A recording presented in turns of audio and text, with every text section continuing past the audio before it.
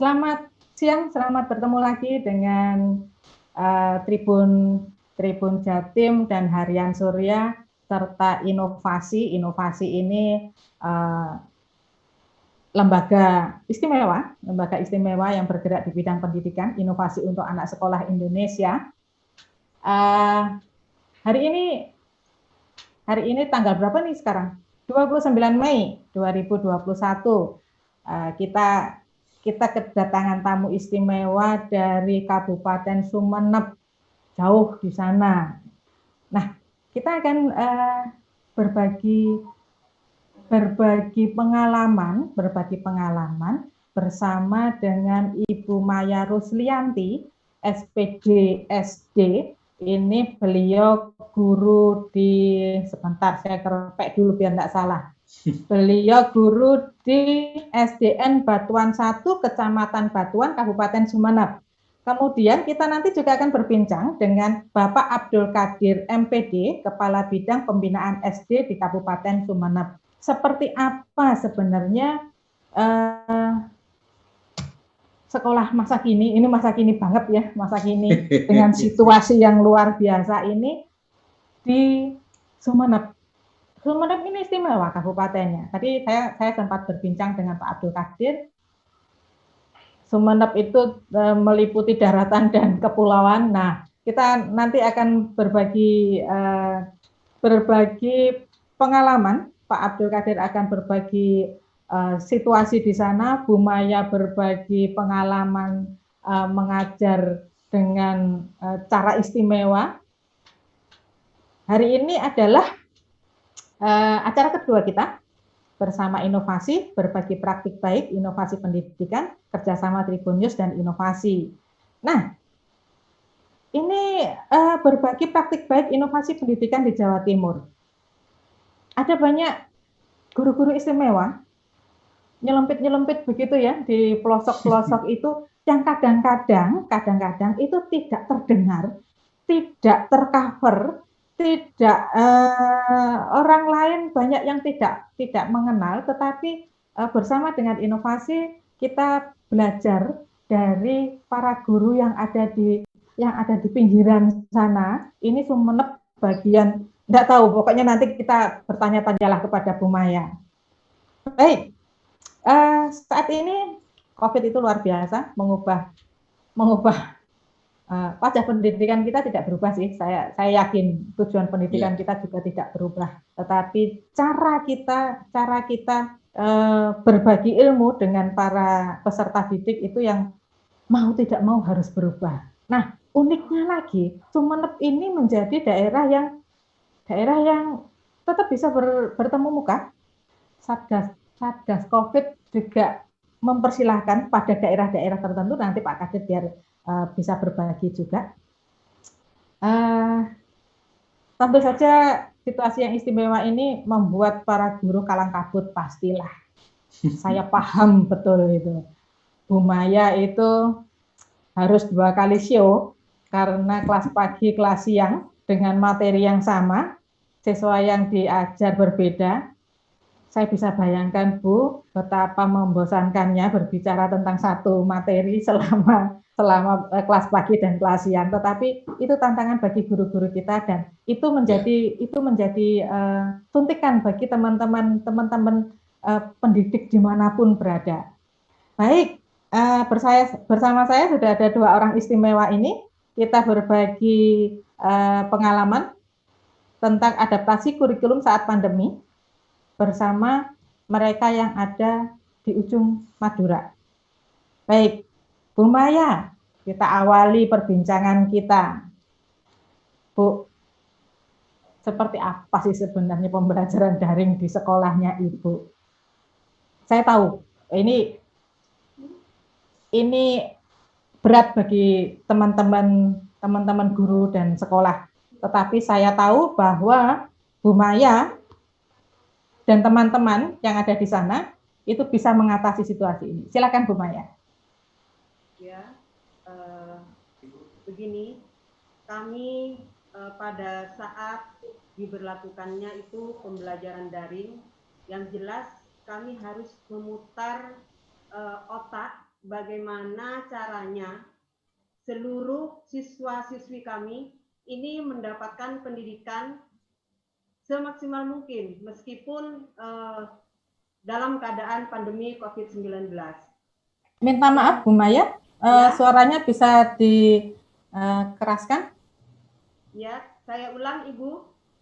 Pada saat pembelajaran daring yang harus dilakukan oleh sekolah-sekolah, karena itu adalah merupakan kebijakan pemerintah, karena keadaan kita ini adalah masa pandemi COVID-19, sehingga kami seluruh guru di SD kami khususnya ini harus memutar otak bagaimana caranya pendidikan tetap tersampaikan kepada siswa dan siswi kami, Ibu.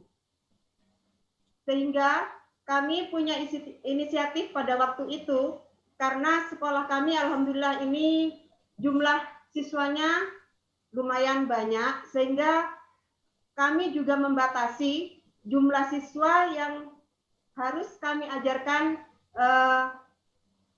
di kelas nantinya ketika pembelajaran PTM akan dilaksanakan. Nah, pembelajaran daring yang kami lakukan di sini, ini tetap kami laksanakan.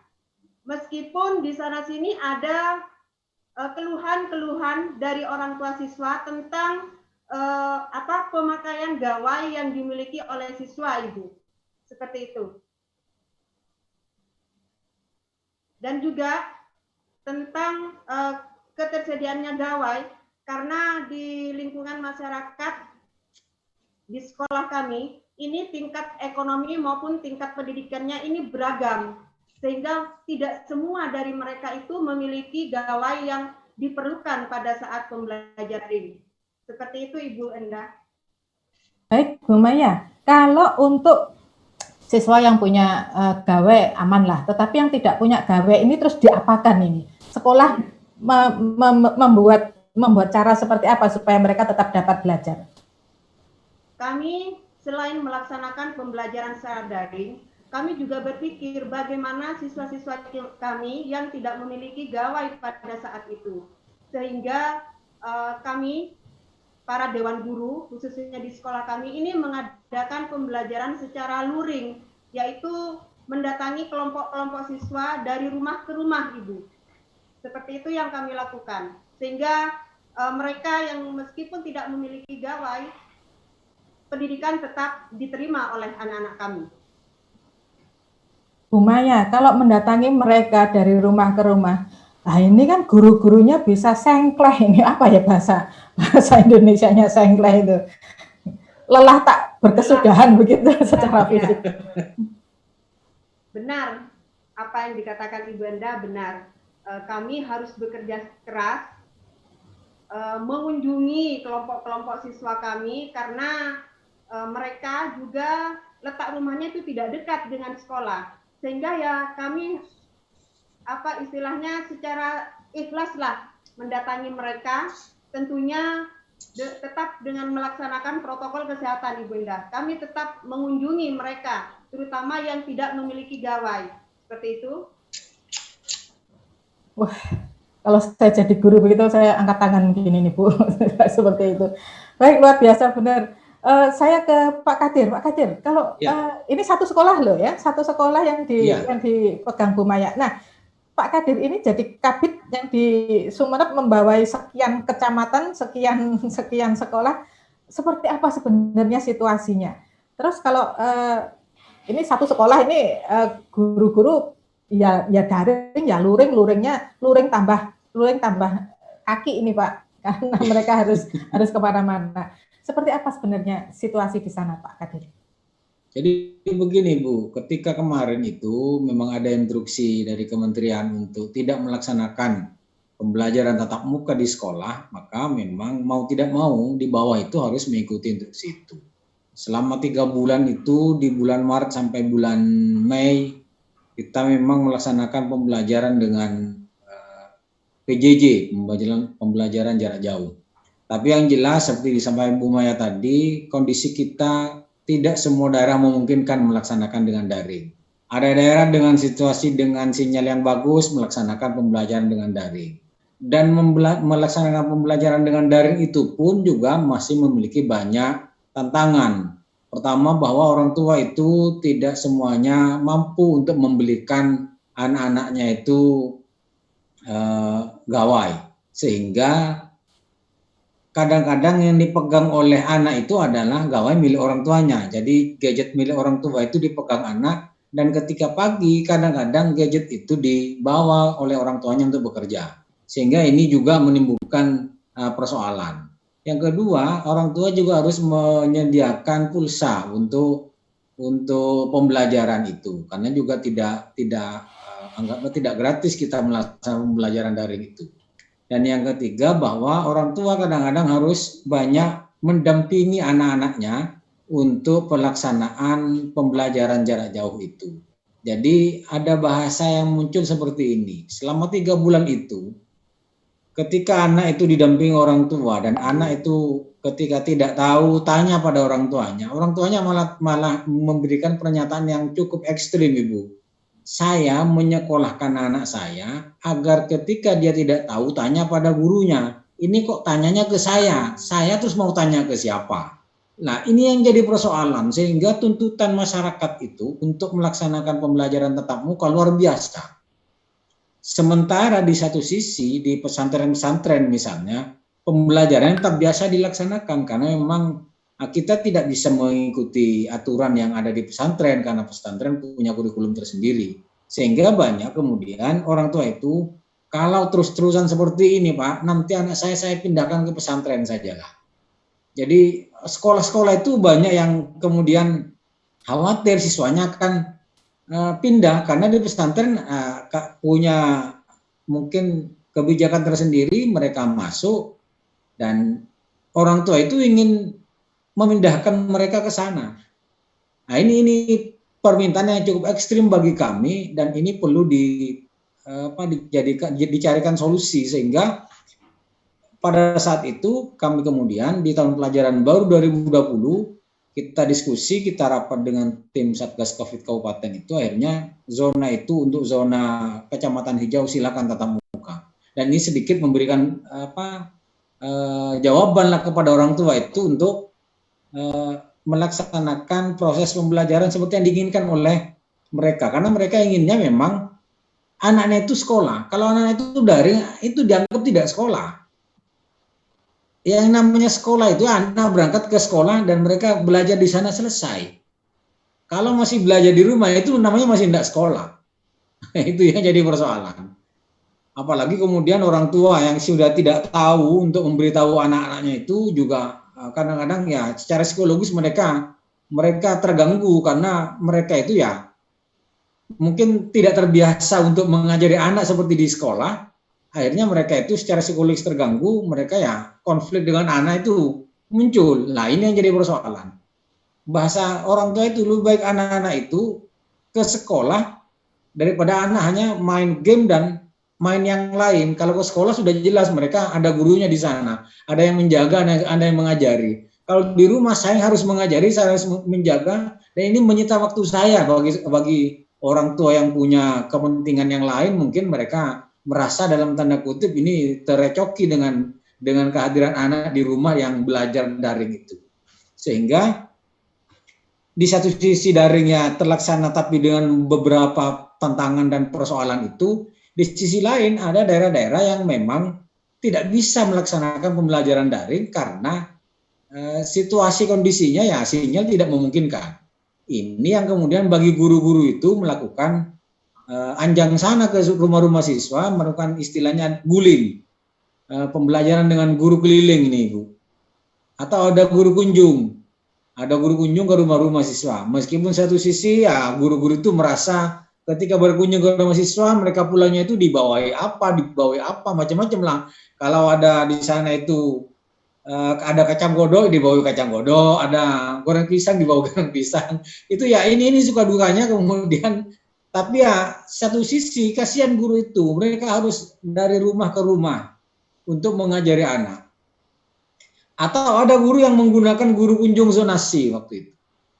Jadi guru kunjung zonasi itu anak-anak yang satu kampung yang memang berdekatan dikumpulkan di rumah siswa atau satu rumah di musola yang itu kemudian gurunya mengajar di situ. Tapi lagi-lagi yang jelas efektivitas itu tidak memungkinkan bagi kita untuk melaksanakan pembelajaran dengan baik. Karena memang waktu akan tersita dengan banyak. Baik, nah, akhirnya kemudian kami itu, karena ini tuntutan, kami itu membijaksanai kebijakan dari pusat. Jadi ada guru, karena memang di PJJ itu ada PJJ daring, ada PJJ luring. Kemudian kami itu silakan untuk guru-guru melaksanakan guru kunjung, silakan melaksanakan guru keliling, silakan, atau melaksanakan guru dikunjungi. Nah, guru dikunjungi ini ada yang tanya, Pak, guru dikunjungi gimana? Ya guru di sekolah, anak berkunjung ke sekolah. Nah, berkunjung ke sekolah itu bisa minta tugas, bisa menyerahkan tugas, yang jelas anak-anak ke sekolah dengan protokol kesehatan, saya bilang gitu. Daripada gurunya ke sana, anak-anak itu memberikan jawaban juga pada orang tua, oh alhamdulillah anak saya sudah masuk. Jadi ke sekolah itu, tapi saya katakan tidak boleh memakai seragam. Waktu itu ya di tahun 2020, tidak boleh memakai seragam. Identitas anak adalah masker. Jadi masker itu akhirnya menjadi identitas bahwa di masker itu ada nama SD, SDNA, SDNB itu. Jadi kelihatan, oh ini anak siswa ini, karena maskernya masker SDNA. Oh ini siswa ini maskernya SDNB. Nah, jadi ada istilah guru dikunjungi itu. Di guru dikunjungi, saya katakan ke guru-guru, silakan maksimal 2 jam di sekolah, jangan lama-lama. Karena anak paling minta tugas, anak-anak paling menyerahkan tugas. Perkara nanti mau dijelaskan tugasnya apa, silakan. Maksimal 2 jam di sekolah, jangan lama-lama, saya bilang.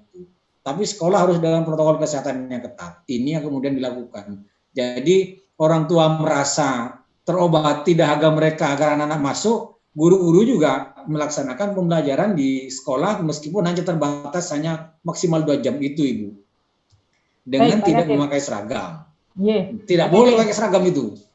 Kalau untuk itu kan untuk saya lihat itu untuk di darat. Nah, ini sekolah-sekolah di kepulauan yang termasuk wilayah Sumeneb bagaimana?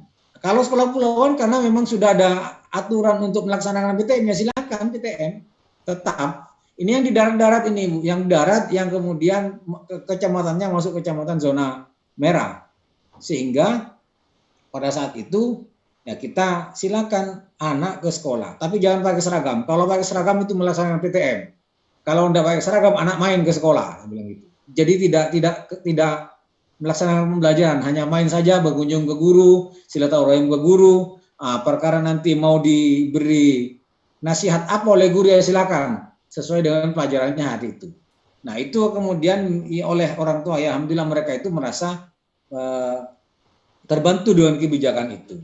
Tapi yang jelas saya katakan bahwa tidak ada PTM yang ada anak ke sekolah untuk ngambil tugas atau menyerahkan tugas dengan tetap protokol kesehatan. Ada tempat cuci, anak-anak pakai masker, intinya itulah.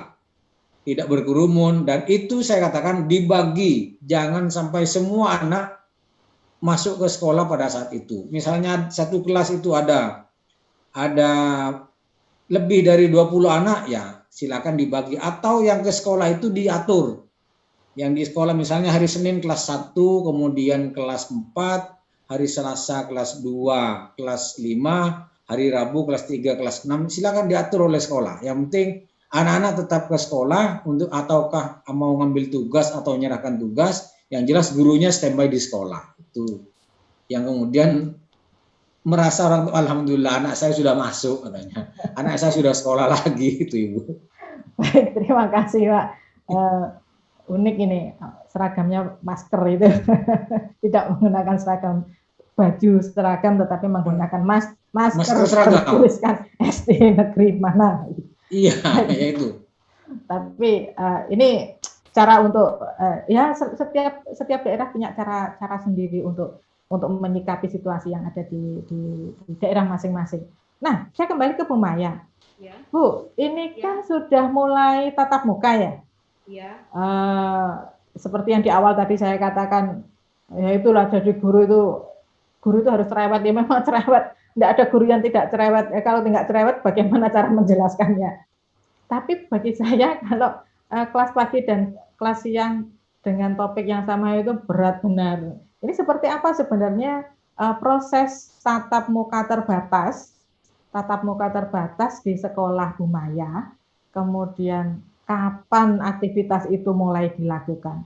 Nah, ketika aktivitas selama ini daring dan ditambah guru yang berkeliling itu, daring dan guru berkeliling, ketika melakukan tatap muka terbatas, ini persiapan dari sekolah apa saja? Monggo Bu Maya. Iya, ketika kami mulai mengadakan pembelajaran tatap muka, awalnya kami tidak berani, meskipun para orang tua siswa kami itu selalu mengeluh dan selalu menginginkan agar sekolah secepatnya membuka kembali pembelajaran yang diadakan di dalam kelas. Ketika itu kami menerima surat edaran yang sudah disampaikan oleh Bapak Kabid tadi, sehingga kami memberanikan diri dan alhamdulillah daerah kami itu sudah masuk zona hijau dan memungkinkan ketika pembelajaran tatap muka itu dilakukan.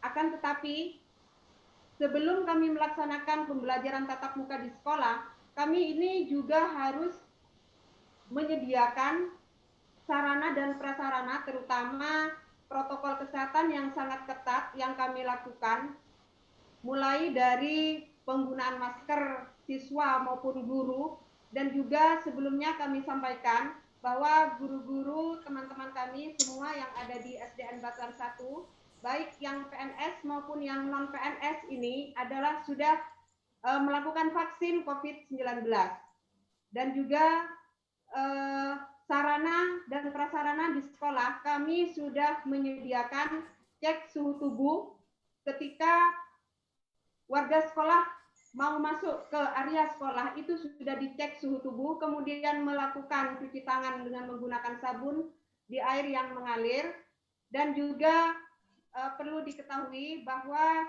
jumlah siswa di dalam kelas kami itu tidak lebih dari 15 anak, sehingga ketika kami memiliki siswa dengan jumlah lebih dari 15 anak itu kami bagi dua, yaitu dengan pemberlakuan nomor absen ganjil genap.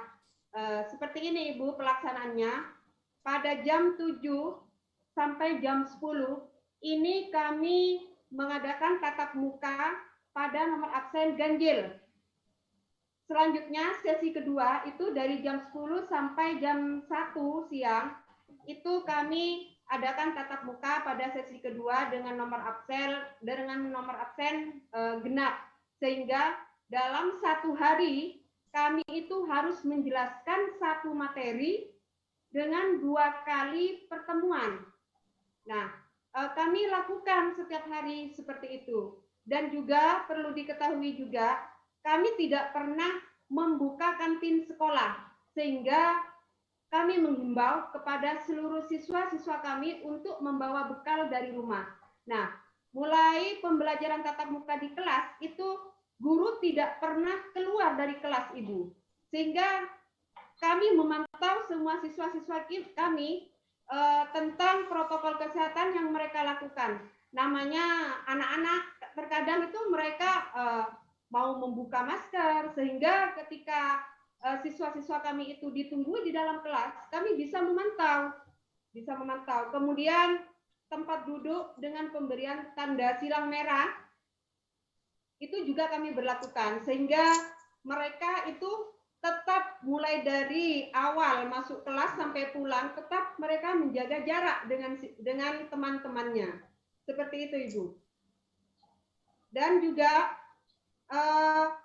setiap kali anak itu melakukan segala kegiatan aktivitasnya di dalam kelas, itu juga kami membatasi. Misalnya ketika kami memberikan materi pembelajaran tentang kelompok, tetap kami lakukan jaga jarak dengan kelompok yang lain. Nah, ketika pada waktu normal, di kelompok-kelompok yang mereka jumlah kelompok itu sampai dalam satu kelompok itu ada pada waktu itu 6 sampai 7 anak, tapi kami sekarang batasi maksimal itu 3 anak, sehingga mereka tetap melaksanakan protokol kesehatan dan juga bisa yang diharapkan oleh pemerintah dalam memutus mata rantai COVID-19. Seperti itu, Ibu Indah. Baik, Ibu, itu kalau situasinya. Kalau kurikulumnya, Bu, kurikulum itu kan sudah kita dapatkan dari atas jegleng begitu ya, sudah dari atas. Kemudian, nah ini yang harus harus dikelola, harus disesuaikan dengan situasi. Kalau dengan situasi pandemi semacam ini, adakah kurikulum yang dilaksanakan itu ada modifikasi nggak, Bu, sesuai dengan situasi? Tentang kurikulum jelas, kita itu tidak bisa melaksanakan kurikulum seperti pada saat keadaan normal. Sehingga kita juga harus berputar otak untuk memberikan suatu kurikulum yang cocok di era saat pandemi. Nah, alhamdulillah kemarin kecamatan kami ini sudah mengikuti workshop sosialisasi tentang kurikulum darurat, di mana di dalam kurikulum darurat menurut kami itu adalah kurikulum yang sangat cocok di era pandemi saat ini. Dalam kurikulum tersebut kami sudah dilatih tentang bagaimana cara penggunaan modul, karena di dalam kurikulum kurikulum darurat itu kami diberikan 3 modul, 3 buku modul, modul untuk guru, modul untuk siswa, dan juga modul untuk orang tua. Nah, yang kami lebih tertarik ini adalah modul untuk orang tua, sehingga orang tua itu bisa memantau pembelajaran apa yang harus dilakukan anak pada saat itu. Nah, di dalam modul tersebut sudah tertera cara-cara penggunaan modul dengan benar. Nah, sebelum buku modul ini diberikan kepada orang tua dan siswa-siswa kami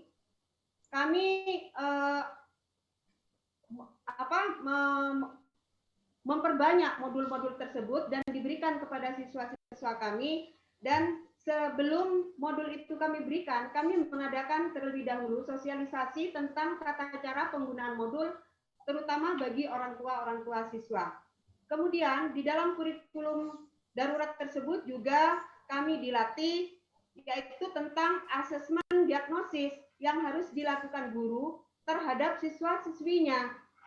Selain itu juga di dalam modul-modul tersebut itu juga dilatih tentang pengadaptasian modul, sehingga modul yang kami lakukan ketika dalam materi modul tersebut misalnya tidak sesuai dengan keadaan siswa atau kondisi lingkungan siswa kami, contoh seperti ini, ketika kami kemarin itu ada materi tentang fermentasi pengawetan makanan, ada materi fermentasi tentang pembuatan brem yang berasal dari Madiun. Sehingga saya punya inisiatif, bagaimana seandainya materi tersebut saya ganti, saya adaptasi dari daerah setempat.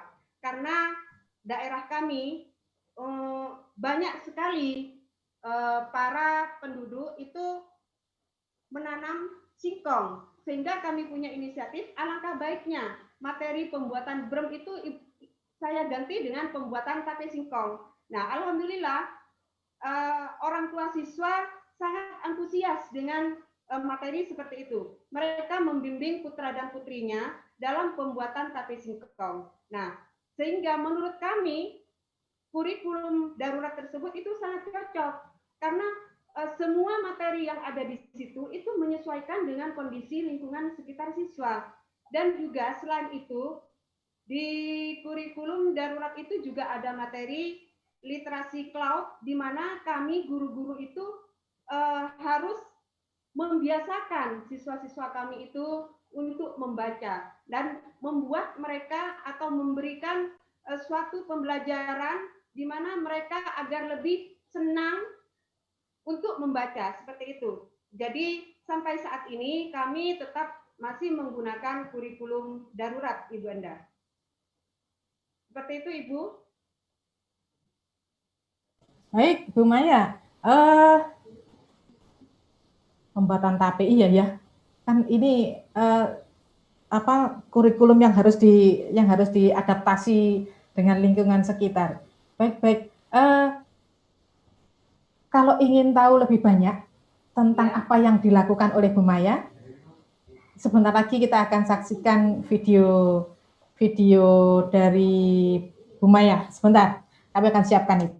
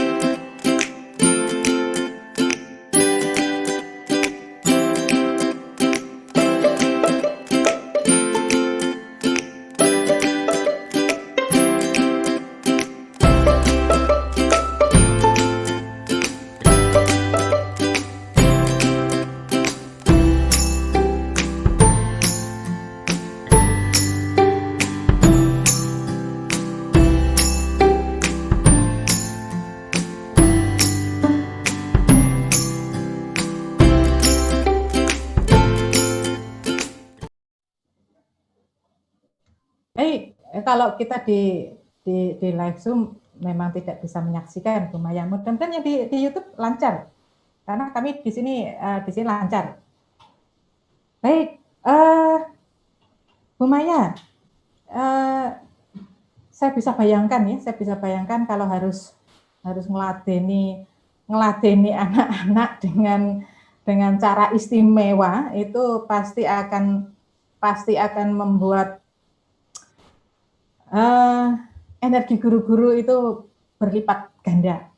Tetapi saya percaya juga Bu Maya dan teman-teman ini punya energi lebih, punya semangat lebih untuk mereka, untuk pendidikan anak-anak. Karena ya itu tadilah, saya kok tertarik itu tadi loh Bu, ada modul untuk anak, ada modul untuk siswa, ada modul untuk guru, ada modul untuk orang tua. Nah, modul orang tua ini mungkin menjawab tantangan dari Pak Kadir tadi yang diomeli oleh para orang tua. Yang namanya anak sekolah itu ya berangkat ke sekolah. Kalau saya menyekolahkan anak, maka kalau bertanya itu ya ke gurunya, jangan ke saya, wong saya enggak tahu. Nah, mungkin dengan modul orang tua ini membantu sekolah untuk berbagi ilmu, kemudian melibatkan orang tua juga. Nah, ini kapan-kapan saya pengen belajar tentang 3 modul ini, Bu Maya. Ini bisa ditularkan ke daerah-daerah lain kalau dengan cara seperti ini. Apalagi kalau modulnya itu benar-benar kembali ke situasi kita, kembali ke lingkungan kita. Misalnya di Sumeneb, orang tua siswa saya dengan kondisi seperti ini, dengan latar belakang seperti ini, dengan tingkat ekonomi seperti ini, dengan situasi seperti ini, maka saya akan buatkan modul. Nah, apakah modul itu memang spesifik untuk sekolah tertentu, misalnya kalau Bu Maya ada di Sumeneb di kecamatan, lumayan lah ini agak dekat kota ya, agak dekat kota. Nah, apakah memang itu spesial Bu Maya? Itu memang modul untuk orang tua ya, terutama kalau untuk guru dan anak sih oke lah. Kalau untuk orang tua, apakah itu memang dikemas spesial? Ya, benar. Untuk modul orang tua itu sangat membantu sekali bagi terutama untuk orang tua yang juga harus bekerja, para ibu-ibu yang merupakan pekerja atau karyawati kantor. Nah, di dalam modul orang tua tersebut, ini materi yang harus tersampaikan pada hari itu, ini sesuai, ada keterkaitan antara modul guru, modul orang tua, dan modul siswa. Ini ada keterkaitan, Ibu. Sehingga para orang tua itu bisa langsung membimbing putra dan putrinya sesuai dengan petunjuk yang ada pada modul orang tua tersebut. Di dalam buku modul orang tua itu juga dijelaskan tata cara penggunaan modul orang tua, di mana keterkaitan antara materi siswa dan materi orang tua itu saling berhubungan. Dan juga pada saat pembelajaran daring kemarin, orang tua itu banyak mengeluh karena mereka tidak bisa setiap waktu atau pada jam yang harus ditentukan oleh seorang guru untuk menyelesaikan materi atau menyelesaikan tugas. Akan tetapi pada modul orang tua yang sudah kami berikan saat ini ada penjelasan tentang orang tua itu bisa menyelesaikan tugas yang diberikan oleh guru kepada siswa, ini tidak terfokus pada satu waktu. Mereka itu bisa mengirimkan tugas atau bisa menyelesaikan materi yang ada di buku, itu bisa pada waktu pagi, pada waktu siang, ataupun pada waktu sore. Sehingga mereka itu tidak seperti pada pembelajaran daring kemarin, harus terburu-buru dari kantor pulang, menunggui putra dan putrinya, memberikan HP-nya kepada putra dan putrinya. Nah, pada kurikulum darurat ini, modul orang tua memberikan waktu yang efektif bagi orang tua siswa. Dan juga menurut kami dengan modul orang tua ini, orang tua juga bisa memantau apa saja yang perlu diajarkan atau apa saja materi yang perlu dibantu anak-anak mereka, sehingga mereka juga sudah tidak merasa kesulitan lagi dalam membantu putra dan putrinya. Karena di situ juga tersedia materi-materi yang saling terkait pada hari di mana anak harus menyelesaikan tugasnya. Seperti itu, Ibu. Baik, Bu Maya, menarik ini. Ini pertanyaan iseng. Ya. Bisakah modul untuk orang tua itu juga dikembangkan atau dibagikan ke daerah lain, atau harus lewat Pak Kadir dulu supaya bisa ke tempat lain? Karena asik ini, sesuai dengan situasi orang tua masing-masing. Ya, menurut kami, insya Allah modul orang tua ini bisa diberikan kepada daerah-daerah lain, karena menurut kami materi yang ada di buku modul itu sudah menyesuaikan dengan kondisi lingkungan sekitar siswa, di mana siswa ketika saat pandemi itu harus belajar di rumah. Nah, materi yang kami temukan di buku modul tersebut itu sangat sesuai sekali dengan keadaan lingkungan belajar siswa di dalam rumah. Sehingga para orang tua itu tidak usah mencari lagi keluar materi apa yang seharusnya diajarkan kepada putra dan putrinya, dan juga bimbingan dari modul orang tua itu pada orang tua siswa itu sangat sesuai sekali.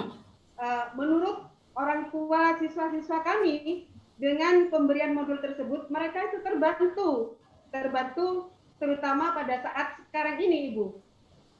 Insya Allah mungkin dari Pak Kabid nanti bisa dikembangkan lagi di daerah-daerah yang lain seperti pelaksanaan kurikulum darurat yang kami lakukan saat ini, Bu. Bu, pertanyaan spesial untuk Bu Maya. Apakah modul ini memang spesial dibuat oleh inovasi dan pengawas? Menurut saya ini sangat spesial sekali. Tim inovasi itu bagaimana caranya mengemas buku sampai ada 3 modul sekaligus dengan materi yang sangat sesuai sekali dan juga tidak menuntut siswa untuk menyelesaikan materi-materi yang terlalu jelimet istilahnya. Kemudian di dalam modul-modul tersebut itu melaksanakan materi sesuai dengan literasi dan numerasi, Ibu, sehingga kami juga gampang dalam menyampaikan materi-materi yang ada di dalam modul-modul tersebut, sehingga kami sangat berterima kasih sekali kepada Dinas Pendidikan yang telah mendukung acara workshop kemarin, juga kepada Bapak Pengawas Sekolah Dasar Kecamatan Batuan yang selalu memberikan arahan dan bimbingan kepada kami, serta Ibu Kepala Sekolah kami yang selalu tidak henti-hentinya memberikan motivasi kepada guru-guru, memberikan semangat kepada guru-guru untuk selalu menyampaikan materi meskipun dalam keadaan seperti apapun, sehingga kami melaksanakan tugas ini ringan, tidak ada tekanan dari pihak manapun, Ibu. Baik Bu, ini nanti saya mintakan izin ke Pak Kadir biar dibagi ke tempat lain, dan nanti saya akan cari teman-teman inovasi supaya ke sekolah-sekolah yang lain juga. Jadi semuanya ketularan begitu loh. Iya. Baik, terima kasih Bu Maya. Nah, saya ke Pak Kadir. Pak Kadir, Mbok Ya itu dibagikan ke yang lain-lain juga, itu modul-modul yang asik-asik itu. Dan ini setelah Sumeneb dinyatakan aman, kemudian pelatihan itu seperti apa sih yang kemarin implementasi kurikulum darurat itu? Seperti apa kurikulum darurat? Tadi kan Bu Maya sudah bercerita sampai akhirnya menghasilkan modul semacam itu. Nah, ini saya ingin tahu seperti apa, bagaimana bisa mendorong para guru itu supaya setelah workshop kemudian mewujudkan. Kalau workshop saja saya di mana-mana banyak workshop, mau daring mau luring banyak, tapi setelah itu ya selesai. Tapi ini diwujudkan, istimewanya kan begitu. Monggo Pak Kadir. Ya. Jadi begini Bu, kemarin itu di akhir tahun 2020 kita kan memang punya kerjasama dengan inovasi ya. Jadi inovasi itu memang mitra kita selama beberapa tahun ini untuk bagaimana bersama-sama dalam satu frekuensi untuk meningkatkan kualitas pendidikan di Kabupaten Sumeneb. Khususnya bagaimana inovasi itu membimbing para guru, kepala sekolah, pengawas dalam hal penguatan literasi dan numerasi. Nah, karena memang masanya masa pandemi, saya mencoba untuk diskusi dengan tim inovasi, kemudian kami mengajukan surat di akhir tahun 2020 itu, bagaimana kalau kita itu melakukan diseminasi tentang kurikulum darurat. Sejak awal di tahun 2020 itu memang kurikulum darurat dimunculkan oleh Kementerian Pendidikan dan